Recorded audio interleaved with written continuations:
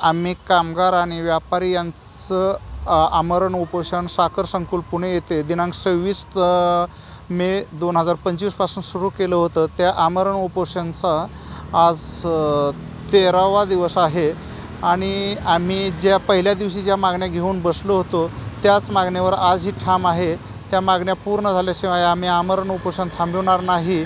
आणि दुसरी गोष्ट, जर कारखाना प्रशासनानं आमचे मागण्या मान्य करण्याचा म्हणजे असंच विलंब करत राहिला तर आम्ही फॉरेन्सिक ऑडिटची सुद्धा मागणी करत आहोत। आणि कारखाना प्रशासनाला हे सांगू इच्छितो, जे आम्ही 100% आमची मागणी आहे ती मागणी पूर्ण झाल्याशिवाय मी उपोषण स्थळ सोडणार नाही। आणि महत्त्वाचं म्हणजे, जर आमची आज उद्या जर मागणी मान्य नाही केली तर सोमवारपासून आम्ही बायका पोरं घेऊन इथं स्टेजवरती बसणार आहोत। त्याचबरोबर मला जे आजपर्यंत माझ्याकडे फायली 13 ते 14 लोकांनी आमच्याकडे फायली आणून दिलेल्या आहेत। आमचंसुद्धा साहेब बघा हे, आणि त्या लोकांना आणि 40 लोकांचे मला फोन येत आहेत, आम्हीसुद्धा येऊन स्टेजवर बसतो।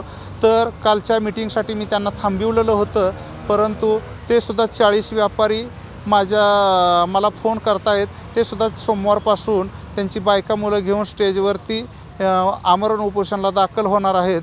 हे सुद्धा कारखाना प्रशासन आणि साखर आयुक्तांना मी इशारा देऊ इच्छितो।